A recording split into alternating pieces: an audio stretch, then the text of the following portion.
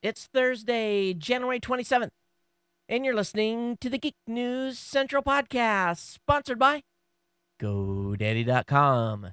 Geek News Central is a proud member of the Tech Podcast Network, a great show for you, and it's just absolutely beautiful here in Honolulu. I just cannot stress how fantastically gorgeous and nice it is. I just have to kind of rub it in just a little bit because I know some of you are snowed in, but no matter what, strap in.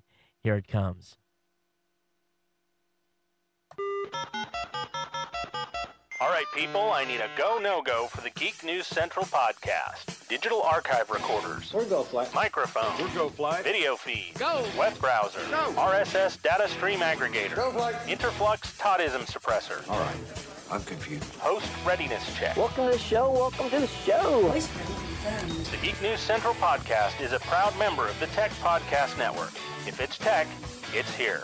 All right, ladies and gentlemen, we are ready to go. Cue Todd in 5, Button, who's got the button? 4, There is no cause for alarm. 3, Everybody hold on to something. 2, Just press the button. 1. Aloha and welcome to the Geek News Central podcast, coming to you as live as it can be from the beautiful state of Hawaii via the Geek News Central studio overlooking Greater Oahu. And as you saw, I was flipping switches down here real quick as I was making the transition. And sometimes show prep can be overdone a little bit. Hey, everyone, welcome to the show. Of course, my name is Todd Cochran, the geek here at Geek News Central. And you're tuned in to the hottest hour and 15 minutes of geekology, tech, news, science, whatever it may be tied down to. And when it was related to, I guess that doesn't make any sense. Related to tech, you're here, and this is where it's going to be at.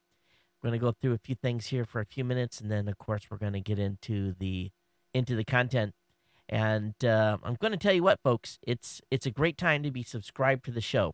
So if you're not yet subscribed, you want to get over to geeknewscentral.com and get subscribed to all the feeds. Get subscribed to the audio podcast, the video portion of the show, the special media feed, our Saturday morning tech show, because all of those feeds have and will by weekend's end have fresh content in it. Been pushing stuff out at an amazing rate in the special media feed. And of course, I want to encourage you guys to get over to tpn.tv and check that out. I actually put that up on the screen here real quick for you and give you a quick look. But TPN TV is really where the action is at as far as being able to get access to a lot of the content that we shot out in Vegas. And if you are not, if you're not following my website, or if you're if you're not following what's going on with the content that's on the Roku or Boxy, this is the place really to go to get all of our content. And what's happening there is that I'm posting as much stuff as I can on my website, and of course cross-posting to that website, and Andy's doing the same on his website, and Jeffrey is, and Tom, and Esby, and then all of it kind of gets funneled in there, and we're cross-matching. We have a spreadsheet going, but you'll see some stuff over there that you won't see in my website and vice versa. So you'll definitely want to basically follow all this. We figure we've got about 250 to 260, because we're kind of doing the final interview count now. And we're close to all getting it pushed up to Blip, but that means now we got about another 100 videos to post across the sites. And the Roku views, those of you that are on Roku, oh my goodness, you have been hitting. It's just completely out of the ballpark. It's unbelievable the amount of views on that content. 34% of our views so far have come from the Roku, 8% have come from Boxy, and then the remaining views, of course, have come from online, from iPod downloads, BlackBerry, you name it. The content is just absolutely, you guys are crushing it, and we're going to be on pace to have some amazing numbers. I'm really pleased with where we're at this point. And considering that we didn't really kind of get out of the live mode and into really the posting mode until 3-4 days after the show. And man, it's been hot and heavy. But if you're new to the show, what's really going on is this show is done every Monday and Thursday. And then I do a Saturday morning tech show when I'm in Hawaii. And I'm all of the above this week, of course, because I'm here in Honolulu. But the special media feed contains all the content that we shot from CES 2011 A lot of great interviews there, a lot of great insights into technology that's coming and going to be in the marketplace soon. So definitely just, get subscribed to that. And of course, I want you to be subscribed to this show. Sign up for the newsletter. The newsletter contains everything that I'm going to talk about tonight. And I'll basically send out an email blast to everyone that's subscribed to the newsletter. It basically has all the links and all the information about the show. And I think that you'll be able to follow along when you're listening, wherever you may be. But I'm pretty jazzed. I really am. I'm really excited with the numbers. I was a little bit worried, and I checked them today, and I was like, set me back in my seat. We made some changes to the way the actual content's being displayed on the Roku, so that you're gonna have access to all of the content, just not the last 25 episodes. And that really just made the numbers explode. It really did. Is what we needed there. And but hey, thanks for all your support. You guys are tuned in and dialed in. That's the most important part. Of course, you can watch us on Roku or the Boxy anytime for the Geek News Central podcast is there. And of course, we're live on Justin and on Ustream right now as well. So those of you that are joining us late in the evening or early in the morning, wherever you may be, thanks for joining us on Ustream and Justin. It's appreciated. As a reminder, you can call our action hotline 24 hours a day, 7 days a week at 619-342-7365, 619-342-7365. Of course, the email address here at the show is geeknews at gmail.com. Hey, I want to share with you guys, you guys know that I've been using this new TriCaster TCDXD850 here in the studio to put the show together. And believe it or not, I really have not even begun to tap all of the ability of this thing, because what's really been going on, and let me actually bring this up for those of you that are watching live, is I'm kind of limited by this switcher that I'm running my hand across now. I've been limited by what I can do with this device because it was made for the old unit that I had, and they had not released the new switcher yet. So I couldn't do everything I wanted to do right here, and it's impossible for me to reach for the keyboard. So they announced yesterday, actually 2 days ago, the new switcher, the new key, basically the control surface. And I want to bring this up and show this to you guys to show you what is going to be driving the show here in the very near future. This is the new switcher, and this is made specifically for the 850. And I am completely jazzed about being able to get this here in the studio. I was able to trade up, get basically some money back on the LC11, which was essentially the down payment for the new switcher. And this will be on and some people I'm asking myself, because I know the dimensions on this thing. It's like 28 inches wide by 11 inches deep. And I was telling my wife at dinner tonight, we need a different table in the office. She goes, why? I said, I need more depth. And when I showed her, she just shook her head. But it's definitely going to be huge. But it's going to allow me within a fingertip to be able to switch things here without having to, look off the side or do that. So I'm pretty excited about getting that new control surface. But isn't that a monster? If you look at that thing, it's pretty cool. It's a little intimidating. And they actually put an update out on the website today, a software update out, and said, hey, if you're going to do this update on the TriCaster, do not do this 2 hours before your show. Because if you do, you're going to have a very tough time with your podcast or with your online streaming event, because it's not going to go very smooth. So that's all I really need is more buttons here. But hey, it's the price of doing business and running the rig I have here. So I'm pretty excited about getting that. And who knows when it's going to be delivered? I know it's paid for. My credit card's whacked again, but it is what it is, right? Okay, let me go ahead and get into the list here. I want to thank GoDaddy.com for being a sponsor here at the show, and I hope that you'll support them. And really, I got some great deals for you. Okay, so the promo codes for the show that directly pay me are at geeknewscentral.com/GoDaddy.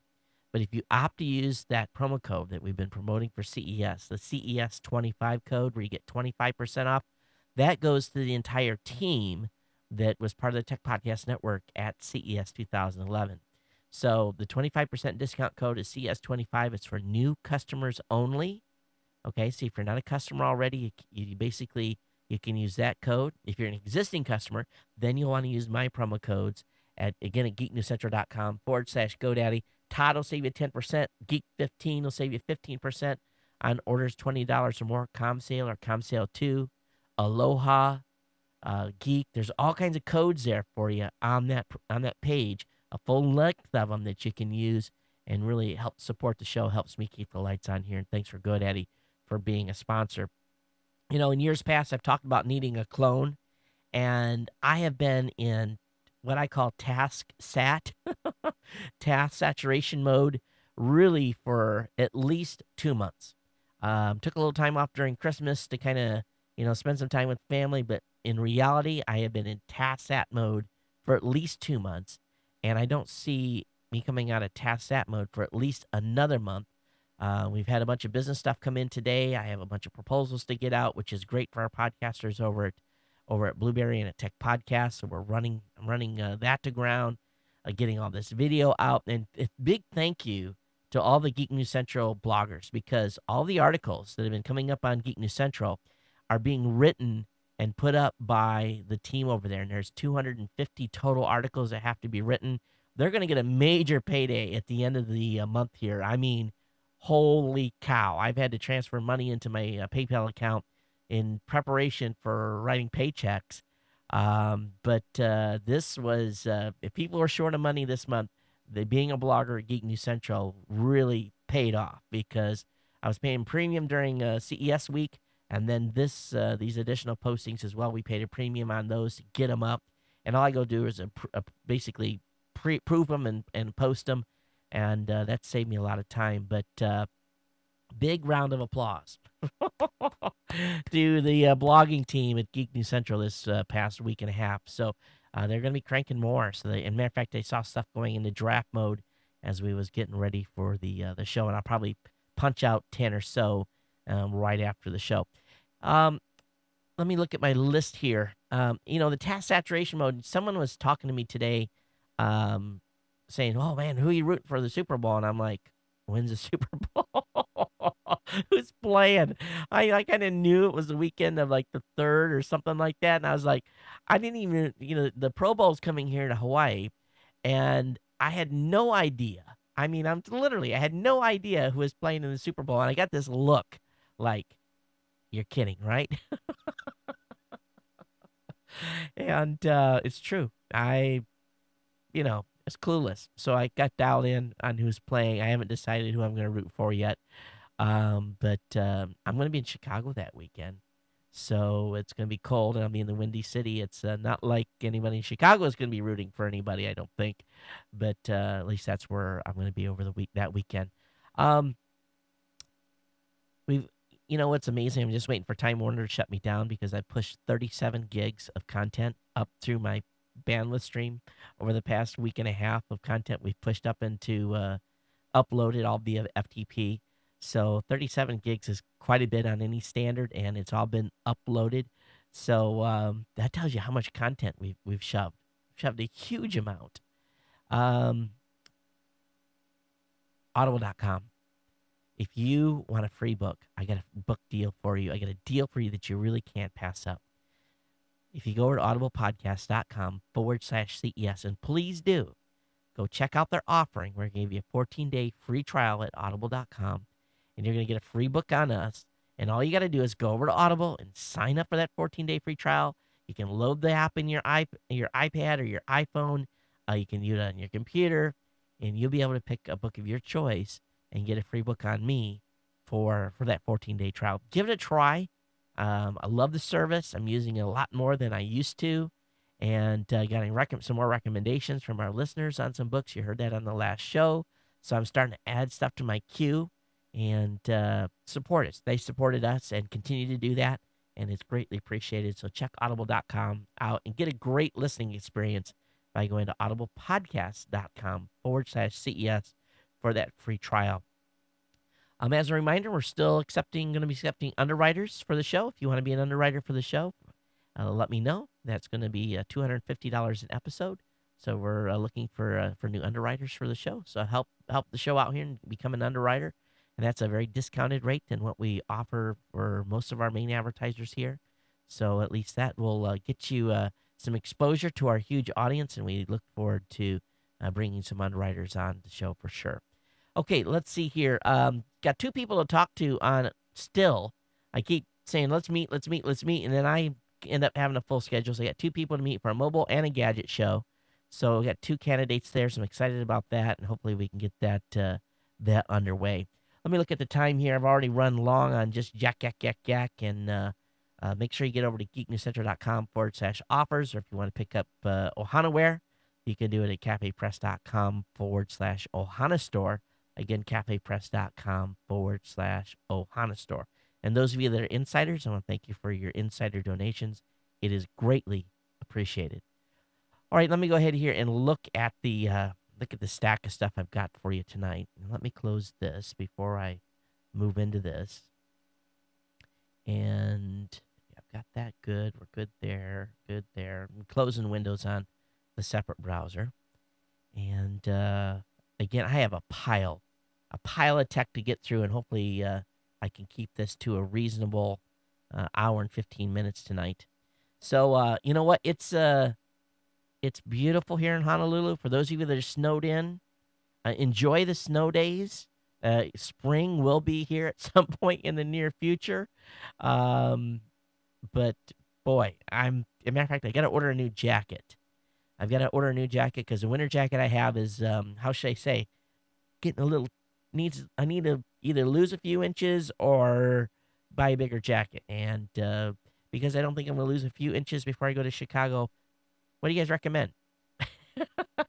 Who sells great winter jackets, especially for the Windy City? Those of you that are living in the colder, you can probably give me a great online recommendation. But let's get into the content here. First article up is from Tech Dirt, and they have, this is an interesting one. Many companies have policies that basically your email within the company is really subject to be looked at, snooped upon, and your boss can go in and take a peek at it. But it doesn't mean that if you are at your employer's business and you go into your private email via a web browser and you leave it open, that the employer may be liable for invading your privacy. So an ex-employer has to pay former employees $4,000 for email snooping, and basically two employees were getting ready to open up a competing business with this guy and his employee, and they were doing email between themselves about this future business. And the boss caught on and was reading their emails from their workstations, and this information would have been able to been discovered by the lawyers through discovery process anyway. But he has to pay them now $4,000 for snooping on email, where he could have got that through his normal lawyer process. So just goes to show you out there that employees are somewhat protected, and yet at the same time still could be liable. All right, here's something that's interesting. If you live in Massachusetts, their legislature has banned Twitter from the office computers, but yet Facebook is allowed, and you can tweet via your mobile phones, but it's just banned on the computers. Their information service department is claiming that it's because Twitter is vulnerable to viruses, and I think it's vulnerable to viruses if you click on links from people you don't know that go to weird places. But you can get that on Facebook as well. Hey, I don't want to. Basically, we have a Ohana member that, and I'll wait until I get an email from that individual. And I should have mentioned this earlier in the show. We had an Ohana member today that was informed that she was losing her job. And basically, she's being brought on from full-time to a contractor status in the business or with the group that she works with. And she basically, in July, is going to have no job anymore unless she can find another position within that company. If you are in the basic tri-state area around Michigan, Ohio, Indiana, Illinois, and you are looking for a top-notch employee, if you're in the business to hire someone, I've got a recommendation for you, and someone close here to the Ohana. And I'll let her talk to us about this publicly later if she wants to. But I'm on the job hunt to try to help her find a job, and so if you're in that area, let me know, and I'd like to get you connected up with one of our Ohana members here for about a potential job. She's in the IT space, and so if that gives you any indication, but let me know here at the show at geeknews@gmail.com if you may be looking for an employee. All right. Let's go ahead and move on to the next article. New York Times is creating its own WikiLeaks. You know, I guess the New York Times has figured out, hey, we need a site where people can go and give us information about stuff that we shouldn't be having access to in the first place. So the New York Times is planning to create its own version in the form of an easy pass lane for leakers. The idea of the system is going to help people leak info. And so this is kind of interesting here. And I wonder if the New York Times is any worried about being criminally liable for any of this information. But they think they need to be in the news gathering business of information that they probably shouldn't have access to in the first place. So, but I guess that's what news organizations do. Time will tell how that works out. Let's talk a little bit about copyright and pre-settlement. Any of you that have used any type of peer-to-peer service, you know, if you're downloading copyrighted material, you run the risk of basically being sued. And when they do that, they ask for money. Then you usually can pay them out of court. And, you know, instead of going to court, we've seen what's happened when folks have challenged that. They've, been liable for hundreds of thousands of dollars. But it appears mass pre-settlement copyright shakedown letters is coming from an adult industry company. In other words, an adult video company. They're asking downloaders to confess and pay, and they're doing this voluntarily. They're saying, hey, if you've been downloading our stuff, before we sue you, you can confess and you can pay us $1,000, and in return, we won't officially sue you, and at the same time, we will give you 1 year of access to our adult material site. This is really bizarre. And I wonder if this is just a way for a company to force people into signing up for their service and paying a premium to do so. So, this and other companies are taking other types of tactics like this. But, if you're downloading any type of material, whether it be adult material or, just movies and stuff, regular movies, then you run the risk of coming under attack from these companies. But that's kind of a hard one to explain, Honey, I just had to write these guys $1,000 check for what? Well, I was downloading their content. Well, what type of content? Well, explain that $1,000 gone out of the checking account. Not I. Anyway, let's talk about some denial of service attacks that have been going on over at SourceForge. SourceForge, of course, is a hosting company for many open source projects, was down today.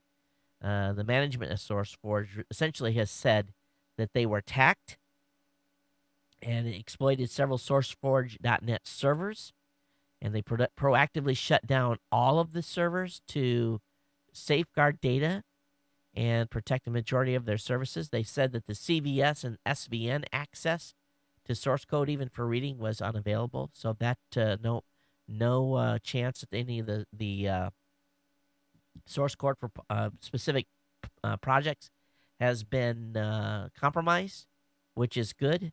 But SourceForge and Slashdot are both part of GeekNet Incorporated. That's a pretty cool name, kind of like Geek here, but anyway. But anyway, they've had some challenges here over the last 24 hours or so. So we'll see how that develops. But if you got anything over on SourceForge, you may want to take a peek at it. All right, NASA has been able to unfurl its solar sails. We know that a couple shows ago that the low orbital hide and go seek game with the experimental nanosatellite, the NanoSail D, and we know that the NanoSail D was ejected, and when it was, they had to wait a certain amount of time for the sail to actually open up, and it has opened, and they're starting to get some control of the device. But what's cool is they have a Twitter page that's basically tweeting what this thing is doing. And so that's what really kind of drew me to the article tonight. It's called it's at twitter.com/nanosailD. And basically let me see if I can get a link over to where they're actually taking us to. Some people, I don't think that's they're saying the NanoSail D crossing. I don't see it in the moon picture here, but apparently that is a picture of the NanoSail D that is shadowing the moon. It's not that big. Give me a break. But anyway, there's a Twitter account. Check that out. I'm sure there'll be some cool stuff up there for all of us to look at. Our next article up is over on extremetech.com. They basically have went back and looked at predictions made by Thomas Edison in 1911. In 1911, the Miami Metropolis published an article describing what technological marvels await us here in 2011. The 1911 predictions pretty close. He, of course, predicted the death of the steam engine, and I think that was pretty obvious. But he says, Mr. Edison tells us that the steam engine is emitting its last gasp. A century hence, it will be as remote as antiquity as the lumbering coach of the Tudor days, which took a week to travel from Yorkshire to London. In the year 2011, such railway trains that will survive will be driven at incredible speed by electricity, which will also be the motive force of all the world's machinery, generated by hydraulic wheels. His prediction of commercial flight, he says, but the traveler future, says the writer, will largely scorn such early crawlings. He will fly through the air swifter than any swallow at a speed of up to 200 miles an hour in colossal machines, which will enable him to breakfast in London, transact business in Paris, and eat his luncheon in Cheapside. So obviously we know we can go much faster than 200 miles per hour in colossal flying machines. And here's what I think that's funny. Here's what Edison predicted. The house of the next century will be furnished from basement to attic with steel at a sixth of the present cost. I don't think the cost factor is there.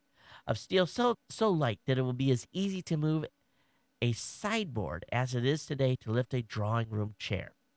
The baby of the 21st century will be rocked in a steel cradle.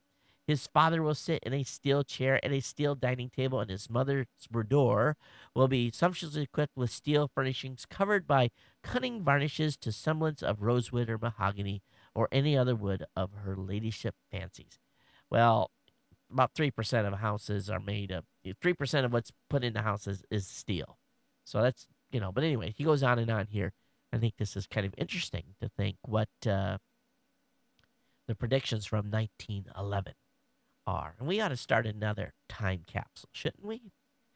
All right, Redbox renting some DVDs on the same day of their release. I haven't, I know my wife picks up some Redbox stuff from time to time. We have, of course, Netflix as well being delivered and streaming. But apparently, Blockbuster, of course, they used to boast on how they had DVDs in the stores 28 days before Netflix or Redbox. Well, apparently, Redbox just recently released Secretariat, Red, Saw, the final chapter were all released on 1/24, and they were available through Redbox last week, actually on 1/18. So they were actually in Redbox before they were available on the street. So Redbox has come out with a DVD release calendar that shows what days the DVDs you've been waiting are going to be in their kiosk. So I have a link up for you here in the show notes. Thanks to ehomeupgrade.com for this article.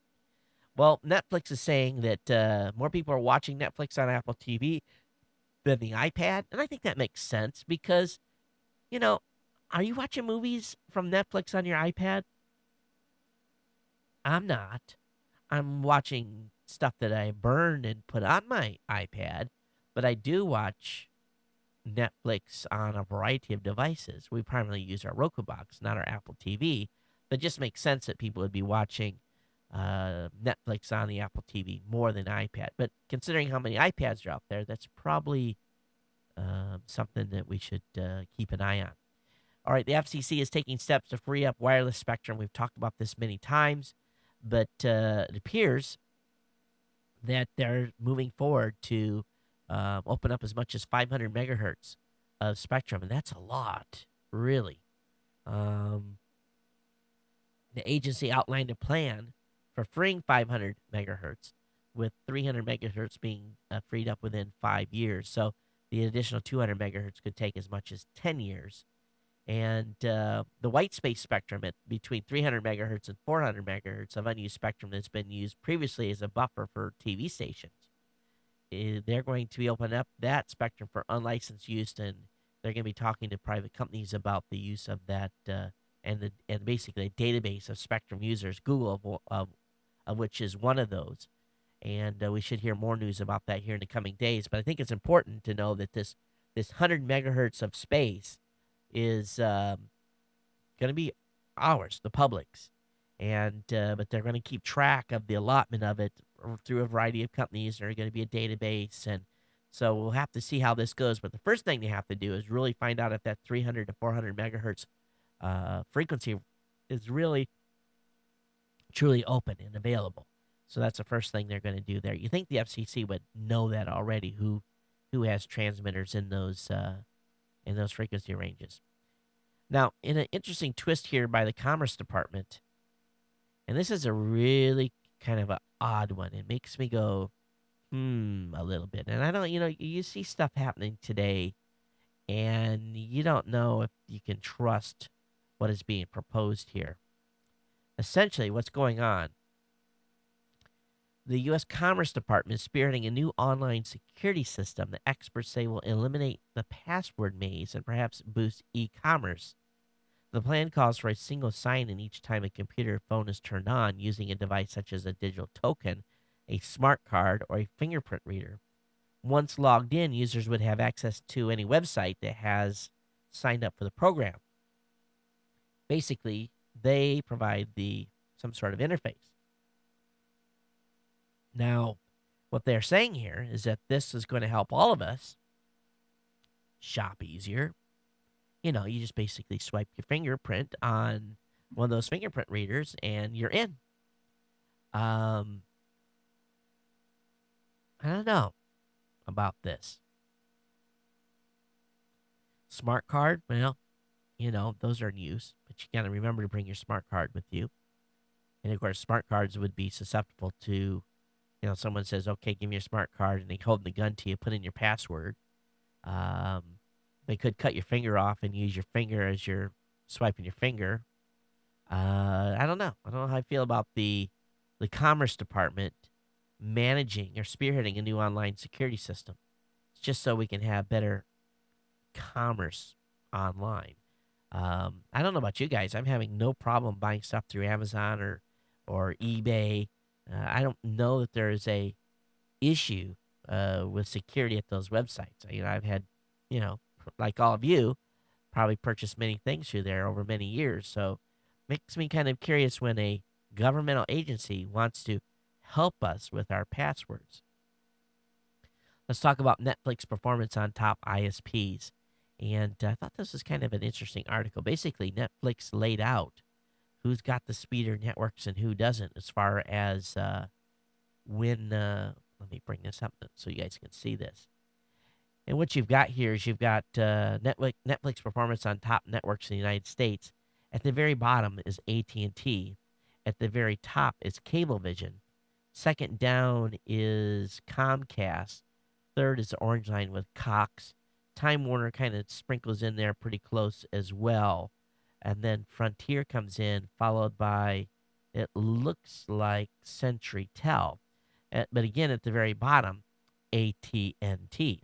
Now, here's the curious part. If you look at those of you that live in Canada, your best performer up there is Shaw Cable. It looks like it maybe or very close to Rogers, and of course, Tell Us is the one that's at the bottom of the pile for speed. So this is a snapshot of a couple months of performance, but I think it's very telling when you look at this and you see that AT&T is down here at about 1400, and as compared to download speeds of Comcast and so forth, they're between 24 and 2600. So pretty slow. That shows you really that's kind of a tell on what the true speeds of the networks out there are, but it gives some insight. Pretty cool one. Of course, they're using a CDN. I think this was funny today because apparently there's all heck is breaking loose in Egypt, and the Egyptian government apparently has shut off the internet. And let me show you what happens when it was reported by an Egypt newspaper. This is what I find right now when I go to the website. It says this web page is not available. It says this might be temporarily down or may have moved. Well, basically, the newspaper there is not accessible because Egypt has shut off the internet. Now, don't you love that you live in a country where there is freedom of speech, where you can go out and protest, and at least up to this point, not get shot by your government? Wow. Apparently, they've shut off DSL, telephones, texting, shut down the internet. That, my friends, is Big Brother. And that is where you're living in a totalitarian society. Unbelievable. You don't think Egypt? They're shutting down the internet in Egypt? Do your political study on this. And you just might be surprised at, of course, do you think the United States could ever get to that point? I would hope not. If it did, wow, can't imagine. But it's interesting to think what a government can do by saying, let's just shut the internet off. We don't need it. They don't need it. We don't want them to communicate. We don't want them to text back and forth. You're going to talk about getting people upset. You do that, that's just going to enrage people more. And can't do that forever. See, the internet has completely removed boundaries. I can sit here and I can look at websites in Egypt. People in Egypt can look at, normally can look at websites in the United States. They can read the news. They can get different ideas. Now, not to say that I do that. I don't. But, the internet has basically removed a lot of boundaries. And people that are living in totalitarian societies or even dictatorships, they're starting to wake up a little bit. So it's kind of cool. It really, really is. And, of course, you feel for the loss of life, but I guess that's what happens when there's insurrection. And sadly, when you have our government trying to crack down on those that are protesting. Here they use a little tear gas and some water, but there they use bullets, All right. Over on Scoble's website, first look at a new Chrome web store app. It's called Post, and it brings news to basically to your screen. So if you've got a big flat screen, this Post app looks pretty cool. I'll have a link up in the show notes where you can check out the video. So if you're a news junkie like I am, definitely check it out. Hey, if you're looking to invest some money, LinkedIn is going to be doing an initial public offering. Good luck in getting any stock, of course, because you have to, basically know some or have a connection and, be a certain type of investor. That's the thing that really irks me about IPOs. The common folks, us common folk, if we want to buy any of that stock, you can't do it. You just can't. If you're an investor that invests a lot of money in different companies, oh, yeah, you can get your hands on some of this stock. But, Has it always bothered you? You know, when Google launched, we couldn't buy any of that Google stock. That all went to, friends and family and private holders. Uh, and there's a term for it, an official term for a investor who I think you have to make over like $150,000 a year. It's a vetted or something certified investor or whatever it is. In other words, the government thinks you're smart enough to invest in initial public offerings because they figure the rest of us are too stupid to invest in these types of offerings, these IPOs. You can get in after the prices went sky high and everyone else that bought in on the IPO has dumped the stock and made their money in the first 24 hours. But we will see. We'll see what happens with the IPO for LinkedIn. Gizmodo has a pretty cool article. You know, some of you like a cocktail now and then, but some individuals have created basically the perfect cocktail maker. And if you've ever been to a bar, you'll see sometimes in a bar where they have one button pushes the booze and the other button pushes the cola if you want, like something with soda in it. And what these guys have done is a one button push, and it mixes it, carbonates it at the same time, and they're everyone's pretty impressed with the quality. Does a pretty good job. So I don't know how this is going to stand up to scrutiny of liquor boards and being able to get you're supposed to only have an ounce with your drink. So we'll see. But anyway, kind of a cool video on that too. All right, let's talk about Taco Bell. Well, I don't eat at Taco Bell. It's not a place that is, how should I say, I'll eat in an emergency, okay? If it's a last choice, I'll eat at Taco Bell, last choice. But usually, Taco Bell just doesn't do too good for my system, if you know what I mean. But apparently, there was a class action lawsuit filed against Taco Bell earlier in the week, claiming that the taco meat filling of Taco Bell only contained 12% real beef. The rest of it was fillers. Well, this went around the internet like crazy. And Taco Bell today responded. Today they said, our recipe for seasoned beef includes ingredients you'd find in your home or in the supermarket aisle today. 88% USDA inspected quality beef. 3 to 5% water for moisture, 3 to 5% spices, including salt, chili, pepper, onion powder, tomato powder, sugar, garlic powder, cocoa powder, and proprietary blend of Mexican spices and natural flavors. 3 to 5% of oats, yes, oats, OATS, oats, like, what horses eat, oats, starch, sugar, yeast, citric acid, and other ingredients that contribute to the quality of our product. Well, the original class action suit said that there was a lot more oats, and they call it binders. You ever heard about that? Putting food a binder? In other words, it gives it more mass. You guys know that when you go buy chicken and that kind of stuff out of the grocery store, a lot of that there's been a water salt mixture injected into a lot of it to get the weight up. It's a little trick that many places do to increase the weight of the product, so you paying a little more for water in your meat product. Well, Taco Bell is going to go after these folks that say the lawsuit is bogus and filled with completely and inaccurate information. Boy, oh boy, I don't know where those folks got their information. But if it's true that Taco Bell has 88% meat versus 12% meat, I would say that the folks that filed that ought to be getting more lawyered up than they already are. Because I tweeted it out and said, you know what you're eating at Taco Bell? I think we all do already. But anytime, I've made tacos here at the house, and I've never put oats. You guys ever put oats in your Taco Bell mix? You do a little chili powder, whatever little seasonings you like to use, some salt, chili pepper. That all sounds good. Onion, some Mexican spices.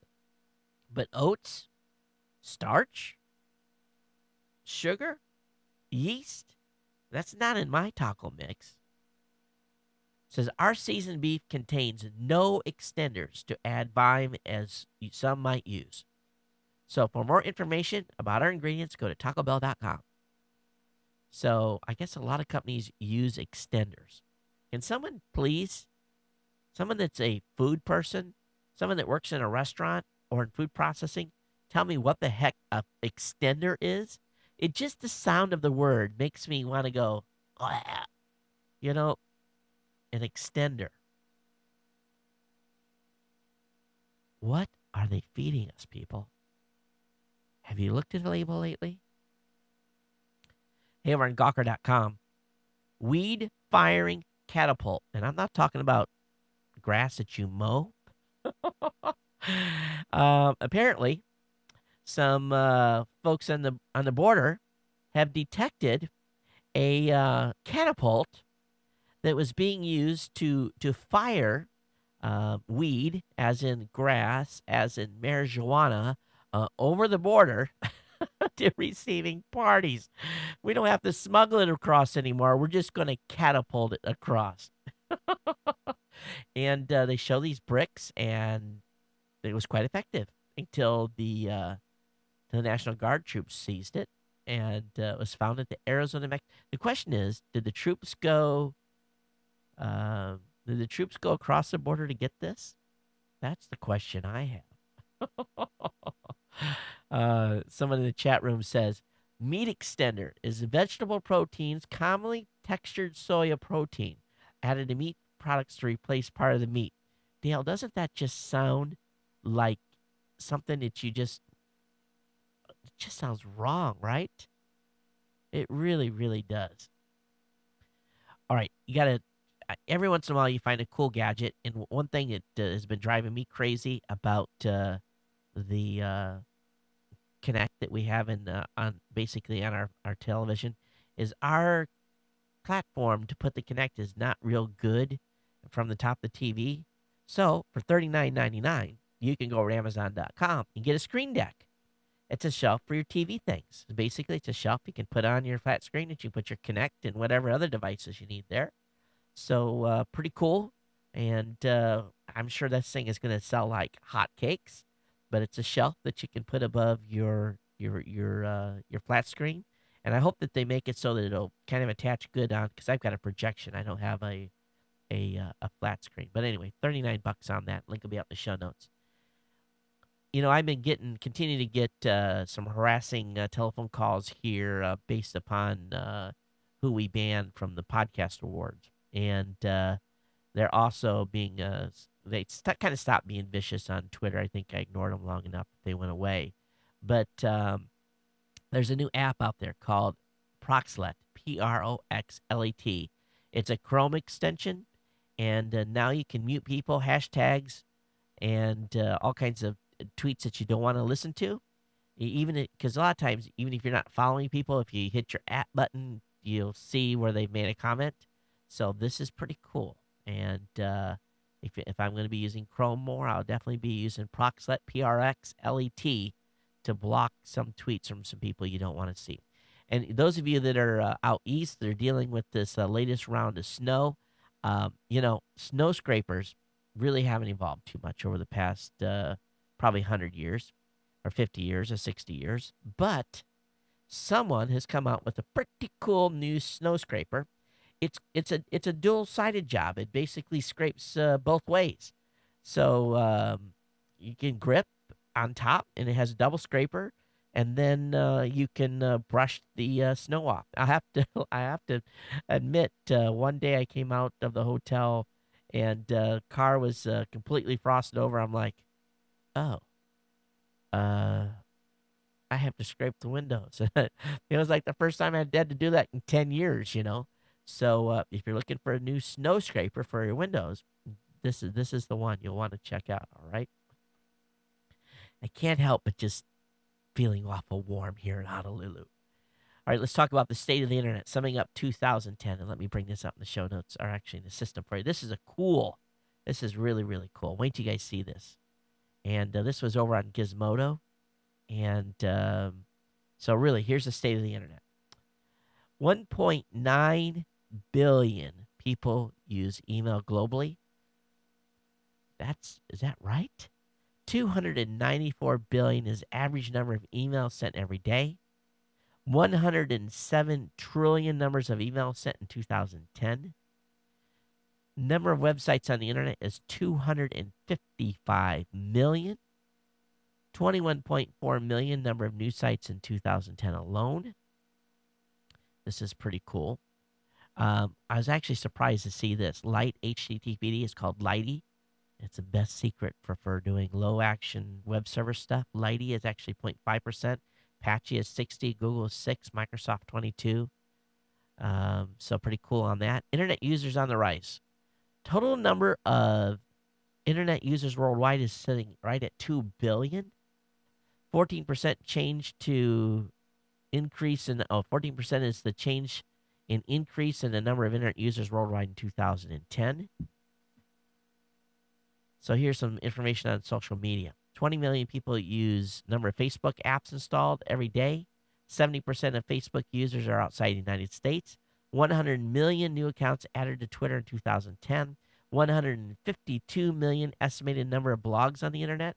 25 billion. I feel pretty good. We're ranked pretty high considering there's 152 million. 25 billion is the number of tweets sent in 2010.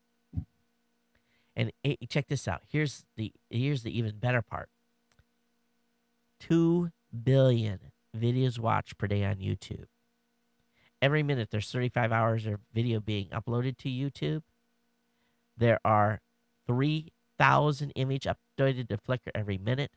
5 billion photos were added to Flickr by September 2010, and 36 billion photos were uploaded to Facebook every year. That is an absolute stunning number. And, you think about that. 1.9 billion people use email daily. It's insane. It really, really is. But some cool stuff. Anyway, this article is linked up by Gizmodo, and the source of this came from where? From Focus. So very, very cool stuff. If you are doing any type of reading of PDFs on your e-readers, you may want to check out a program called Briss. It's going to help you get it into a better format so you can read it easier. Deals of the day. Man, I found an eSATA reader for $24. This is via Deals of the Day on Gizmodo. I have the link up in the show notes. And I actually got over there, and hopefully it's still available for you. But I was needing an external eSATA reader. So anyway, $24 on that. Let's talk a little bit about some accessories that I've kind of fell in love. There's a site called Flight Global, and these are cool. If you're an aviation buff, Jack, if you're listening, you're going to want one of these. You are going to go right out right now and pick one of these. What it is, it's a flash USB drive that's got an airline wing. So you can, all the major airlines are covered, and I know they don't show American Airlines there, Jack, but if your carrier of choice is United or KLM or whoever it may be, USB USB flash drive with an aircraft tail fin. So kind of a cool product, and it's at flightglobal.com. You guys hear about the 3-inch firearm? Yes, you heard me correctly. The 3-inch firearm. Apparently, a family was getting ready to get on the airplane, and they had been to the Royal Signals Museum at Blandford Garrison. I don't know if that is in the UK or where that's at, but they went into security, and TSA or whoever it was in Canada. It was they were going back to Canada, and here's the size of the firearm. It's just a little replica firearm that's 3 inches, and they X-rayed it and called security, and they wouldn't let them take it on the airplane. And once they got it in the package to ship it home via mail, they made them X-ray it again to make sure it didn't have miniature bullets in it. I'm not kidding you. This is the real deal here. Airport security officials brand 3-inch toy gun a firearm. Huh. I wonder if I take one of the plastic G.I. Joe figurines. It's got like a little plastic gun on it. You know what I'm talking about when you're a kid? You had those little miniature soldier pieces. I wonder if I start throwing those in my laptop bag, if someone will freak out. All right, Firefox 4 is very, very close to being launched. If you're downloading the beta, don't forget that usually they don't load the beta with Flash. So if you go to a website and you're not seeing any Flash video, you might say, why is that? It's because the betas don't come prepackaged with it. Over on That's Not Funny, would you pay $8 a month for online news? Well, Ongo, Todd, your audio is way over modulator. On what? Where is my audio way over modulated? Here on the show tonight? Let me allow links. Oh, on Justin? Oh, man, that sucks. Okay, there's nothing I can do about it tonight unless I reach back there, but thanks for telling me that. Sorry, Justin listeners. Come over to live.geeknewscentral.com or just come over to geeknewscentral.com and you won't get the overmodulated audio. Okay, anyway, so on That's Not Funny, Ongo is a new service that where you can pay $8 and you can get access to a whole bunch of newspapers that you may have to pay for already, and a basically one-by-one basis. So check it out. This might be a way for you to get access to a variety of websites. Hear about what's going on with Hulu. I guess Hulu success has got them a little worried. With the online service becoming one of the most watched video properties in the United States and a top earner of web video in dollars since 2008's launched, they're worried about Hulu competing with, guess what? Cable. For those of us that have cut the cord, how many of you have cut the cord with me? Watching Hulu, I don't need to pay my cable company for access to that content. So I guess they're a little worried, and they may be scaling Hulu back. So they're making money from all the cable providers, basically doing relicensing fees and so forth.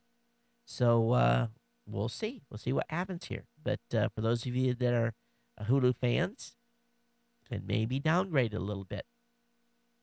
All right, on ubergizmo.com, oh my gosh. Fellas, how many of you have problems doing a tie? Well, I can tie a tie, even though here in Hawaii we very rarely wear ties. And hey, there's someone that came on. Hey, Geek Gamer Weekly, welcome to the online, to the live stream. So let me show this to you. First of all, I don't understand why someone would spend this much time to build this contraption, but this video will tie a knot for your tie and get it set up so you can pull it off and put it around your neck. He must have spent a year or 2 or 3 or 4 putting this together. But if you watch the 2-minute and 50-second video, you'll see this thing tie a tie. Gotta love geeks, don't you? You really, really do. All right, how many of you have a bunch of negatives that, how many have you a bunch of pictures that have not been converted to digital? How many of you have stacks of negatives in a box somewhere? Well, I'm going to give you a tip here that's going to, basically, it's still time consuming, but there's a device out there called iConvert. It's $99, and basically you slide the negatives in, and it shows the picture, and then you take the picture, and it drops the image to a SD card. And this thing is really cool. We've got a couple of boxes of negatives, and my wife's always complaining that they are not digital, so she wants one of these. And anyway, link will be up in the show notes. You can check it out. And if you've got a huge collection of negatives still around and you want to get that stuff converted instead of paying someone else to do it, it'll do those old school slides too, but primarily it'll be for those of you that have negatives around, all right? Okay. A new hearing aid device called Soundbite has been given FDA clearance. This is a hearing aid that it's for people that have problems in one ear. The user wears a device around his ear and then attaches the other half of the device onto their teeth. Audio is picked up by the device on the ear. It's transmitted through your jaw or through your cheek to the transmitter, and then it vibrates your tooth into your jawbone, and then you're able to hear. Your inner ear is able to pick this up. Um, why don't you just wear a regular hearing aid? This is not for deaf people. This is for people that have problem in the ear. No prices have been set yet, but I'm looking at this thing, and you actually put this thing in your mouth, and it attaches up onto your tooth. It's going to look like you got some chewing tobacco in the back of your mouth every day. Not what I want in my mouth. I'll just, if I need a hearing aid, I'm going to wear a hearing aid. Google is starting to censor BitTorrent and a variety of other websites. If you go to Google and you basically start typing in some torrent sites, it's not going to show the results and the instant results. So obviously Google's caved to the pressure from the entertainment industry, which includes, of course, the MPAA and the RIAA. And the search engine now actively censors terms such as BitTorrent, Torrent, uTorrent, RapidShare, Mega Upload from its instant and autocomplete service. And I'm sure this is going to affect those services heavily. But one thing they didn't block, Pirate Bay. So you can still search Pirate Bay and get instant results. Now, if you hit return, you type in the search result, hit return, you still get some results. But it just shows you that Google is being basically censoring. And I don't know. I guess, can be considered evil? Censorship? Okay. The MPAA is apparently taking a couple of dozen BitTorrent sites offline today, but no one seems to know where or who or what sites they are. There's been no email, but they announced via big press release that they took sites down, but no one knows which sites they were. So it must have been some low players in the field.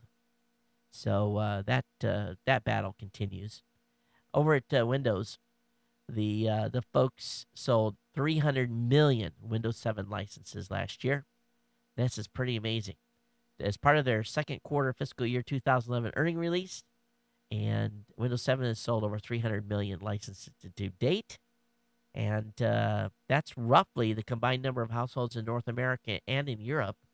And but they say if you lined up the Windows 7's machine end to end, they would stretch 1.5 times around the Earth.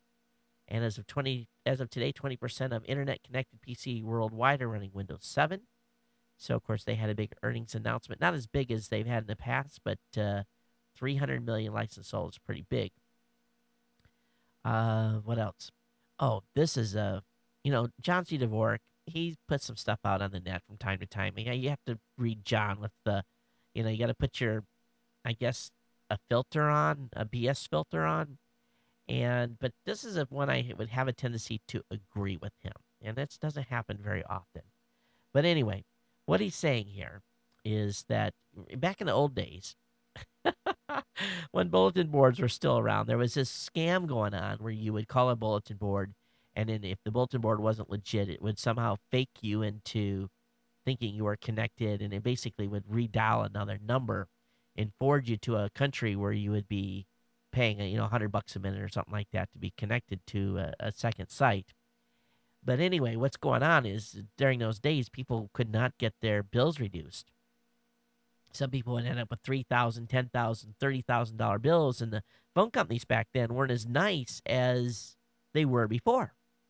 And they basically said, pay me. You got to pay me. It's tough, buddy. Pay me. And because they were the phone company, guess what? They were able to collect, and they had a lot of power. So what he's telling people is, remember that. Remember the history of the phone companies.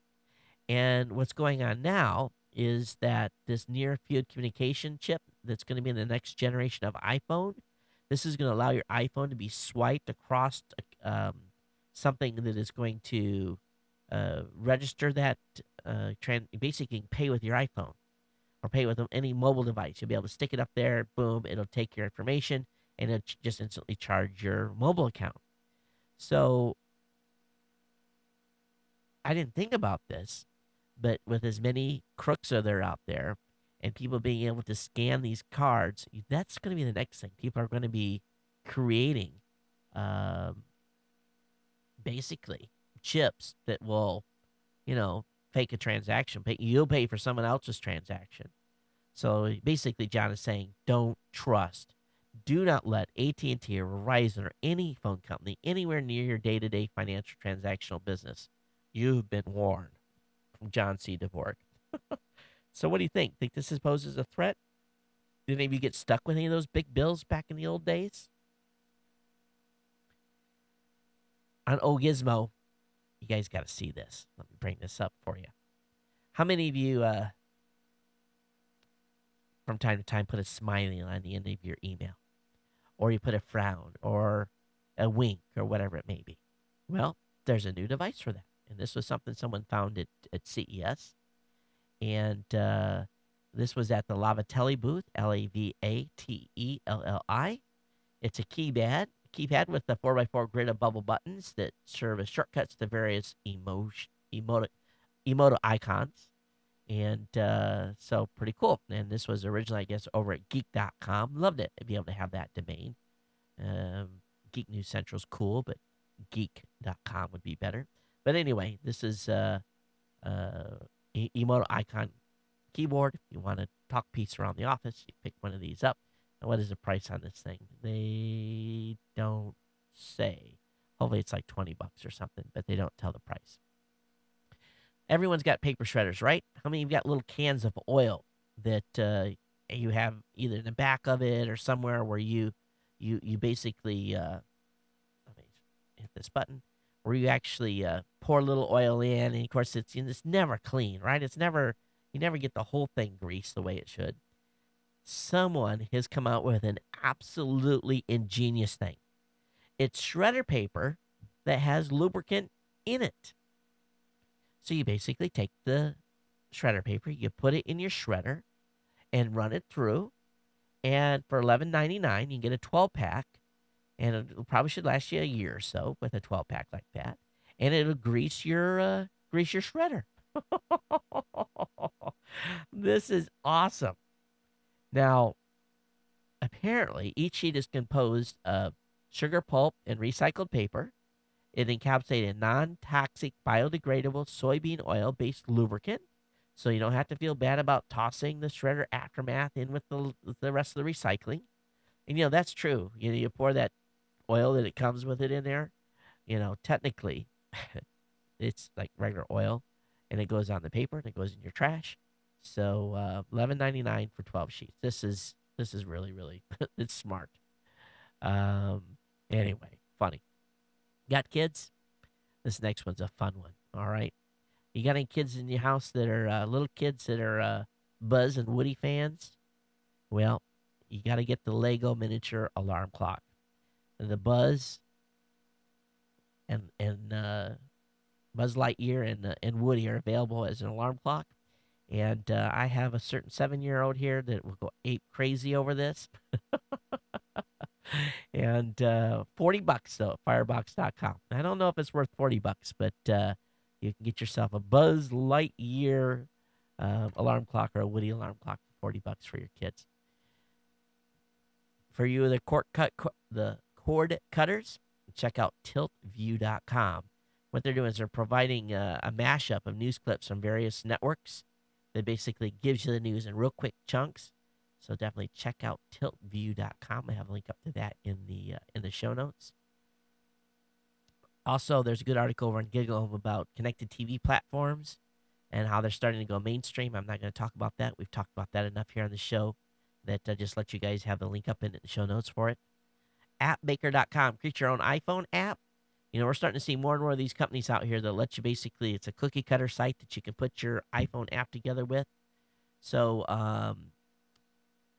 this is pretty cool. They've got some pre-built ones in iPhones or in the App Store that you can download and test out.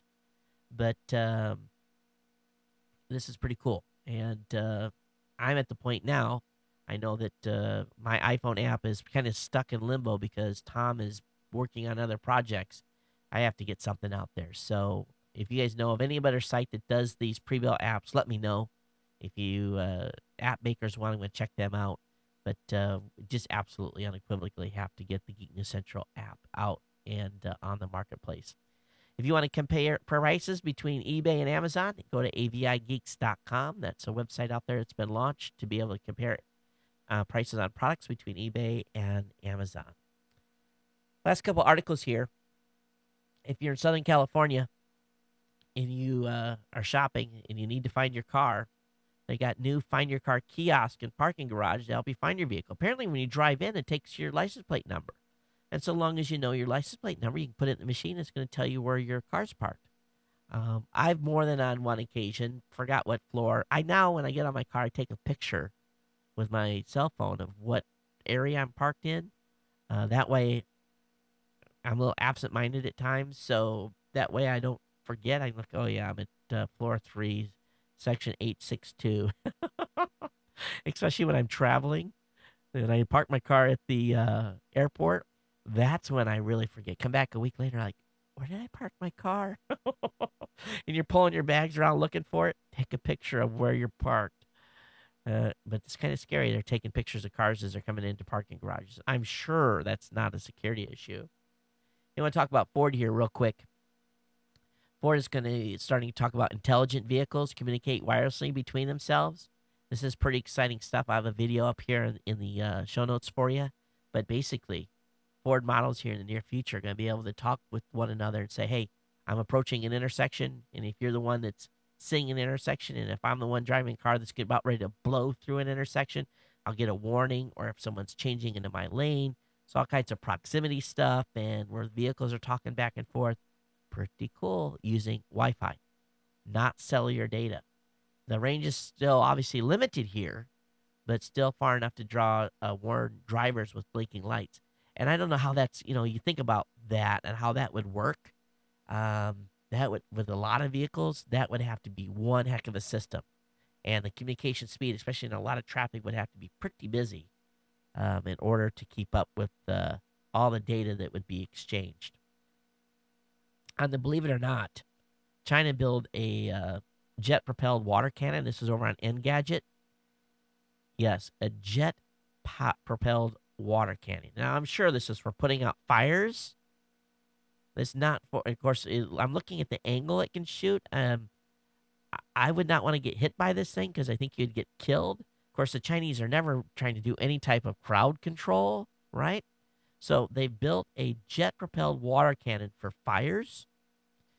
The maximum range for this blaze blaster is 120 meters, nearly 400 feet. And all you'll need to do is just, it basically says that it shoots so much water into a location that it suffocates the fire because it displaces the oxygen. Great crowd control device, and yes, one heck, it'll knock a building over. You don't have to worry about putting the fire out. The building will just collapse. Wait, buildings China's made, the building will just tip over. All right, Skype 5.0 has hit Macs. So if you are a Mac user, download Skype 5.0. You got video group calling is available now. And anyway, pretty cool stuff. And big news, of course, out of, I guess, is it Macworld that's going on? But Elgato and OWC have hawked some upgraded Mac Minis and some cool stuff that's been introduced by OWC. So we got some cool stuff going to be coming announced here from OWC soon. So if you're in the market for OWC stuff, don't buy it yet. Okay? Hint, hint. All right, that's oh gosh. All right, let me go ahead here and look at that's the last article for tonight.